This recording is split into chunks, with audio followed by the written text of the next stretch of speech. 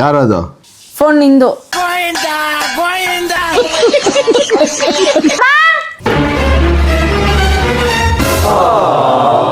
ಹೆಂಗಂತ ಇದೀನಿ. ಮೇಕಪ್ ಎಲ್ಲ ಸೂಪರ್ ಆಗಿ ಮಾಡ್ಕೊಂಡಿದ್ಯಾ. 700 ರೂಪಾಯಿ ಅವರೇನೆ ಕಟ್ಟಾಗದ ಅಮೌಂಟು.